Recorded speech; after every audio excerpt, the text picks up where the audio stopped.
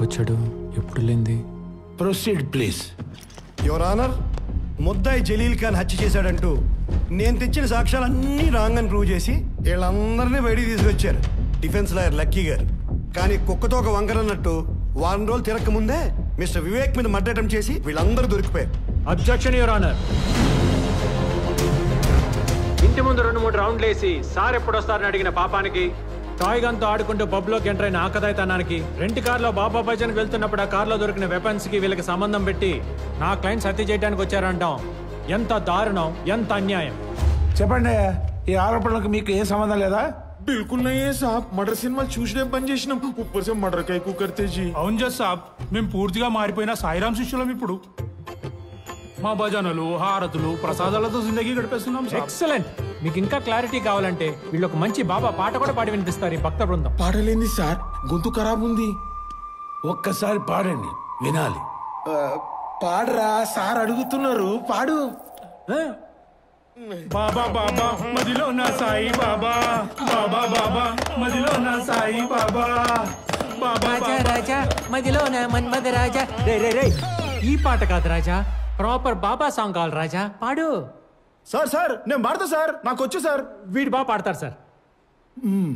నా చెలి బాబావే నాలో ఉన్నావే. పాట చివరిలో బాబా తగిలించినంత మాత్రం రోజా పాట బాబా పాట అయిపోతురా? వీధి రౌడీల్ని బాబా భక్తుల్ని చేసి అందరినీ బకరాలం చేస్తున్నాడు. ఇలాంటోడిని లాయర్ చేసిన తండ్రోడో గానీ ముందు ఆడిని కొట్టాలి. నేను వస్తానమ్మా. Mister lucky, I cannot believe this people. అయితే వేసేయండి సార్ శిక్ష, బెటర్. ఈ దుర్మార్గులను కాపాడటానికి నేను మాత్రం ఎంత ట్రై చేస్తాను. చెప్పాడు కదా, కూర్చోండి. రియల్ సైడ్ నుంచి కొంచెం కూడా ఎఫెక్ట్ లేకపోతే ఎట్లా? గెటప్పులు మార్చదు, మాట తీరు మారదు, పాట సరిగ్గా పాడరు. ఏంటి సార్ నాకు ఈ నరకం? వేసి పడేయండి సార్ శిక్ష. చేసింది చాలు, బుక్కలిరుగుతాయి, జాగ్రత్త. మాస్క్ తీసి బెదిరించరా? చూడండి సార్, జడ్జి గారు ఉన్నారన్న భయం లేదు, శిక్ష పడుతుందన్న టెన్షన్ లేదు. మీ ముందు నాకు వార్నింగ్ ఇస్తున్నాడు. ఉంది ఇప్పుడు. యువర్ ఆనర్, వీడు ఎలాగో ఓపెన్ అయిపోయాడు కాబట్టి నేను జరిగి నిజం చెప్పేస్తాను మీకు. ఈ ఐబ్ ఖాన్ గాడు వీటి సైడ్ వాదించి బయటికి తీసుకురాపోతే నన్ను మా నాన్న చంపేస్తానని పట్ట పగులు కత్తులతో ఈ పాషా బ్యాచ్ని పంపించి నన్ను భయపెట్టాడు. కావాలంటే ఆ రోజు ఇన్స్టాలో పోస్ట్ చేసిన డేట్ అండ్ విజువల్స్ చూడండి.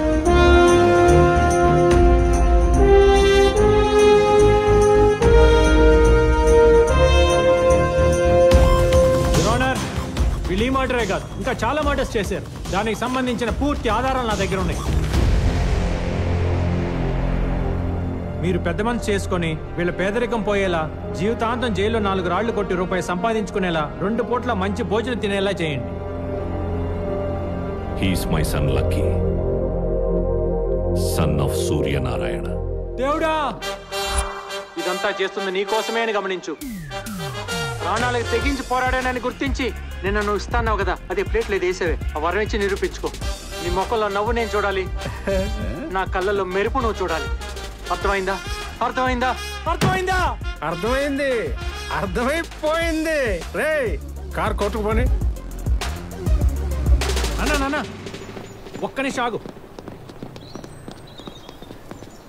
మీరు ఇక్కడ కోర్ట్ స్టెప్స్ పైన నమ్మలేకపోతున్నా.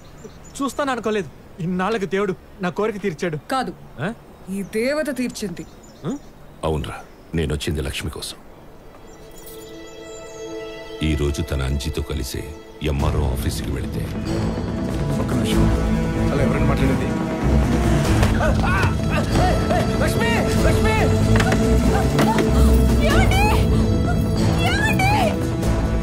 ఇది ఆ మైథిలి కన్స్ట్రక్షన్స్ వాడి పని అని భయపడుతోంది.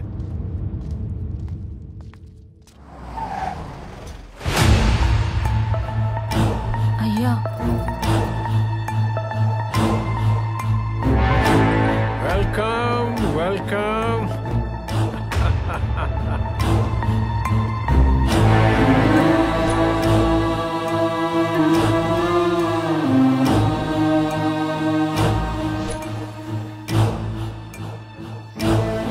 Congratulations lucky.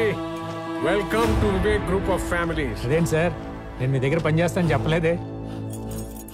ఓ దీన్ని తీసుకోవడానికి అర్హత సంపాదించుకున్నాకే అందుకుంటానని చెప్పకనే చెప్పావు. మీకు అర్థమైందనమాట. Come on, take it. Sir, ఇలాంటి కాస్ట్లీ గిఫ్ట్ నా చేతితో పట్టుకోవటం మా నాన్నగారు చేతికిస్తే చాలా బాగుంటుంది సార్. పితాజీ, యా జన్మదాత, యా కహా వహా చలో అవో. నాన్న, న్యాయానికి నేను చేసిన సేవ గుర్తింపుగా వివేక్ గారు విలా కీస్ ఇవ్వాలనుకుంటున్నారు. మీరు ఇటు తిరిగి తీసుకుంటే ఆయన న్యాయదేవత ఇద్దరు హ్యాపీగా ఫీల్ అవుతారు. Take it sir.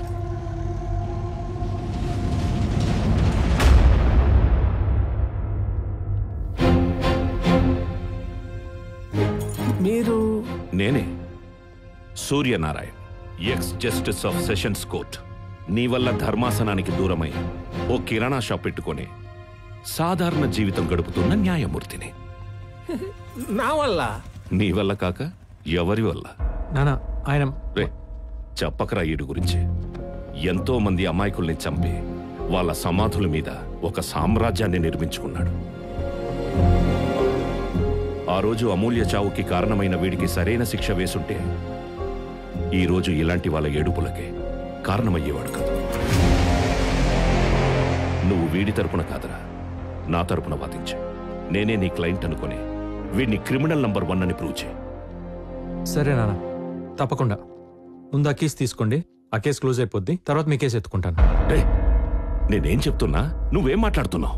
నానా, చిన్న ఇష్యూని పెద్ద చేయకు. నీకు ఆయన చూడగానే పాత మెమరీస్ బ్యాడ్ మెమరీస్ గుర్తొచ్చినట్టున్నాయి. నిజంగా ఆయన క్రైమ్ చేస్తుంటే బయట ఎలా తిరుగుతారు? ఇలా నా కీస్ ఎందుకు తీసుకొచ్చేస్తారు చెప్పు? అదే చెప్తున్నా కదరా, వీడు డబ్బుతో న్యాయాన్నే కొంటున్నాడు. లాని వీడికి ఇష్టం వచ్చినట్లు వాడుకుంటున్నాడు. సరే, అవన్నీ తర్వాత చూసుకుందాం, కానీ ముందు ఆ కీస్ తీసేసుకో. ఏంట్రా కీసు గీసు? నువ్వు లక్ష్మి తరపున నిలబడుతున్నావా లేదా? సరే నాన్న, నిలబడతా. ఎంత డబ్బులు ఇస్తుంది అడిగి ఒక అమౌంట్ ఫిక్స్ చేయి. సూపర్. ఏమి ఇవ్వగలదు? మహా అయితే 4 కూల్ డబ్బులు. దీంతో ఎవరైనా క్రిమినల్ కేసు గెలవగలరా చెప్పు? ఇక్కడ ఎవడో ఫ్రీగా ఆరేసుకొని కూర్చున్నట్టు. ఆ కీసులు ఇవ్వండి సార్.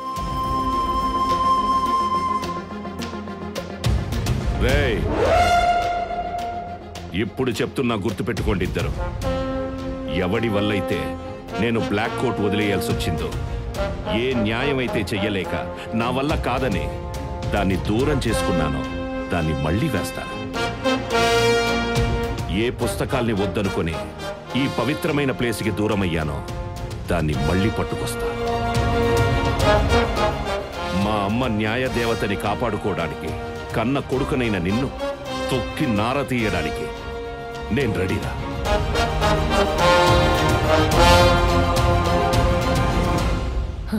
అసలు కథ ఇప్పుడు మొదలైంది. The game starts now. యుద్ధం ఆరంభమైంది. పిక్చర్ అభి బాకీ మేరా దోస్త్. ఇంటర్వెల్లో ఇలాంటి ఇన్సెక్యూర్ మాటలు మాట్లాడితేనే ఫస్ట్ హాఫ్ ఏమీ లేదనుకుంటారు. మనం ఎంత ఎలివేషన్స్ ఇచ్చినా పోసుకునేటప్పుడు వాళ్ళు మాట్లాడుకునే మాటలు మాట్లాడుకుంటారు. కానీ నువ్వు ముందెళ్ళి సెకండ్ హాఫ్ లైన్ సపోర్ట్ చేయి. కమర్షియల్ ఫార్మాట్ గెలుస్తుందో, నాన్ కమర్షియల్ ఫార్మాట్ గెలుస్తుందో క్లైమాక్స్ లో చూద్దాం.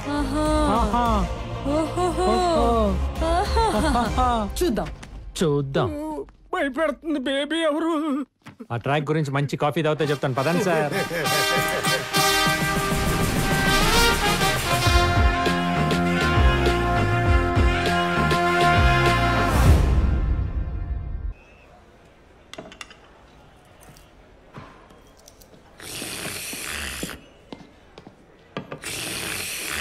అది కుడితి కాదు, కాఫీ.